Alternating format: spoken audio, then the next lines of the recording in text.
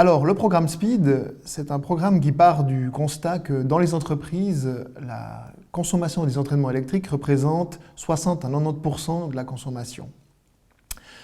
Or, il y a des grands potentiels qui sont possibles, mais l'entreprise ne fait rien parce que soit elle ignore qu'il y a ces potentiels, soit elle ne sait pas du tout comment procéder pour déterminer, pour savoir où sont ces potentiels. Avec SPEED, ce qu'on fait, c'est qu'on les aide à savoir rapidement où ils se trouvent et on les aide à déterminer comment réaliser ces potentiels. C'est ça le concept de SPEED et on les aide financièrement et méthodologiquement pour faire ça. Pour les installations pour lesquelles on a identifié un haut potentiel, on applique en fait une démarche de type système, c'est-à-dire qu'on considère le système dans son ensemble et on regarde en fait pour l'analyse quel est le périmètre d'analyse qu'on doit considérer.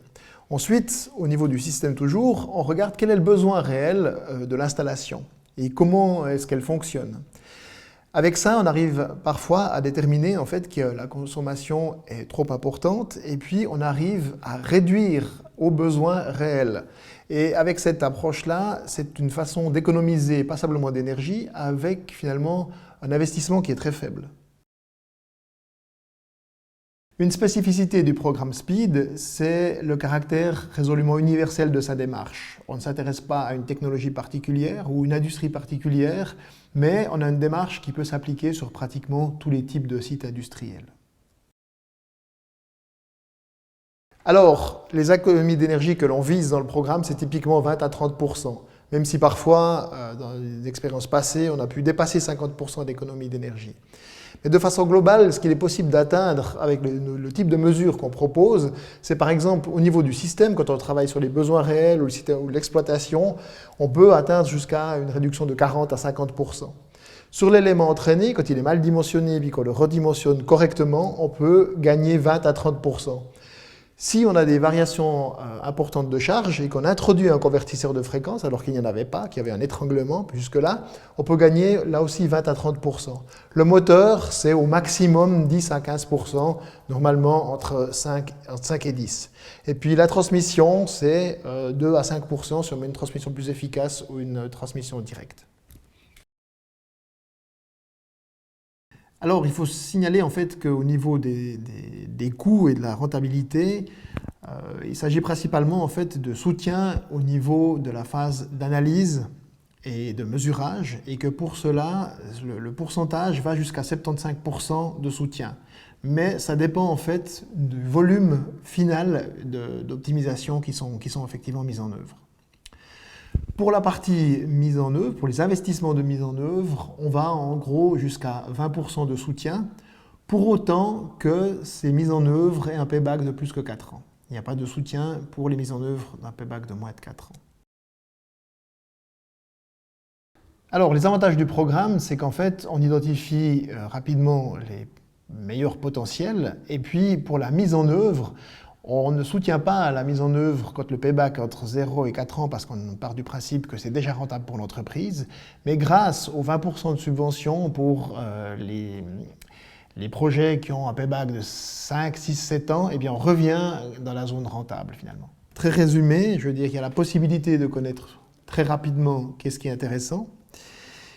Il y a la connaissance des conditions réelles de fonctionnement de leurs installations, et puis pour les optimisations qu'on leur propose, eh bien, il y a un dimensionnement, un chiffrage et une rentabilité qui leur sont proposés. Et pour faire tout ça, en plus, ils ont un soutien financier à travers de toutes ces étapes. Alors, en termes d'additionnalité, il faut mentionner que sans le soutien et sans le lancement des mesurages, etc., on n'a simplement pas accès finalement à ces potentiels. Pour la mise en œuvre, les partenaires sont évidemment l'entreprise et puis les entreprises spécialisées, peut-être les fournisseurs de pompes ou autres. Ça dépend de la complexité du projet. Il ne faut pas perdre de vue que nous, ce qu'on détermine, c'est des potentiels, puis on propose des optimisations. Le détail d'exécution est en général à mettre en œuvre avec un partenaire spécialisé. Ensuite, pour la partie mise en œuvre, il est prévu dans le cadre du projet SPEED qu'on fasse un mesurage de contrôle a posteriori, et puis qu'ainsi on puisse voir pour les différents cas de charge comment évoluer le rendement entre la situation avant et après optimisation. Donc c'est le type de monitoring qui est prévu dans le cadre de SPEED. Il faut savoir que SPEED dispose de son propre site internet. On y trouve les grandes lignes du programme. On explique aussi comment il est possible de participer et à quelles conditions. Et puis, le programme est aussi référencé sur les sites internet de l'agence de l'ANEC et puis de Top Motors également. Il faut savoir qu'en termes de communication, par rapport aux industries, on a le soutien de l'ANEC qui, lors de ses contacts, etc., mentionne la possibilité de travailler dans le cadre de ce programme SPEED. Il y a 3 exigences principales pour participer au programme. C'est d'abord, la consommation totale d'électricité du site, qui doit être au minimum de 2,5 gigawattheures par année. Ensuite, c'est le potentiel d'économie, qui est évalué grossièrement dans la phase 1 du programme et qui va déterminer si une entreprise entre dans le programme ou pas. Et puis troisièmement, un autre point important, c'est l'engagement de l'entreprise en fait, à financer des mises en œuvre concrètes si on met en lumière des potentiels intéressants et rentables. Donc ce sont ces 3 critères qui sont les 3 critères pour rentrer dans le programme vraiment. Au niveau des soutiens, eh bien, il faut savoir que pour la partie centrale, qui est la partie mesurage et analyse, on peut être soutenu jusqu'à 75% de ses coûts. C'est dépendant finalement de ce qui sera mis en œuvre à la fin, du volume finalement des économies qu'on aura à la fin. Pour la partie mise en œuvre, eh bien, on a à peu près 20% de soutien qui sont mis à disposition pour les investissements, pour tous les investissements qui ont plus de 4% de payback. Alors le projet en fait est structuré pour éviter absolument qu'une entreprise qui ne serait pas intéressante en définitive avance trop loin dans le programme. Donc en fait, à chaque étape, on a une série de critères et de conditions qui nous permettent finalement de s'assurer que ceux qui passent le cap iront jusqu'au bout.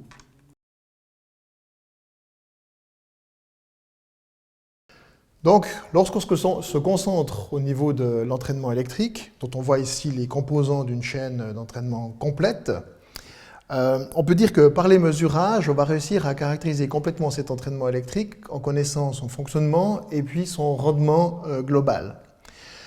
On peut aussi connaître à travers ça les variations de charge qu'on a au cours du temps.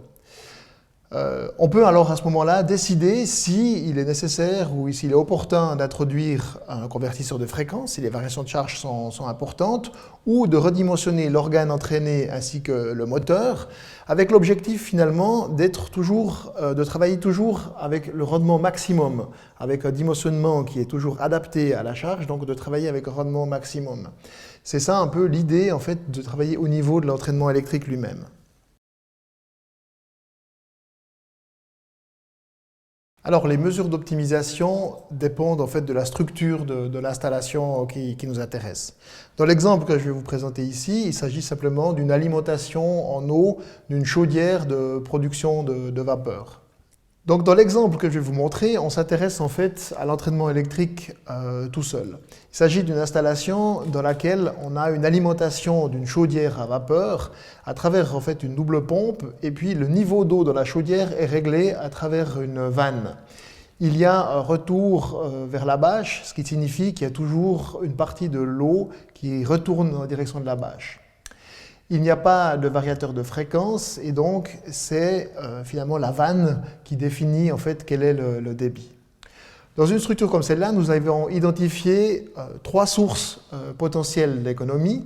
C'est le réglage par une vanne avec un retour systématique vers la bâche. C'est un débit qu'on a mesuré qui est plus grand que le débit de la pompe, qui est plus grand que le débit de la chaudière.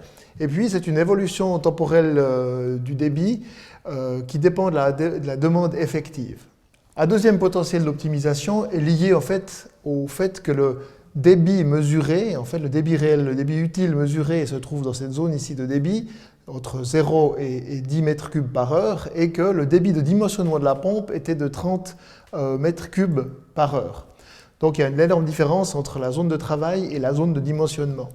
Si on regarde l'effet de cette différence sur le rendement, qui est cette courbe ici, on remarque en fait qu'on a ça c'est le rendement au point nominal, et puis ça c'est le rendement de la zone de travail.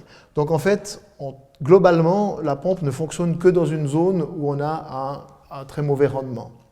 Le troisième point, c'est qu'en fait, comme on n'a pas de convertisseur de fréquence, à charge partielle, eh bien, la consommation d'énergie est importante. Donc, en conséquence, nous avons redimensionné la pompe, nous avons introduit un variateur de fréquence, et puis nous avons supprimé ce retour non contrôlé vers la bâche. Ça a permis de réduire la consommation de 78 MWh à 27 MWh par an, et donc de diviser par 3, finalement, l'énergie nécessaire à l'alimentation de cette chaudière.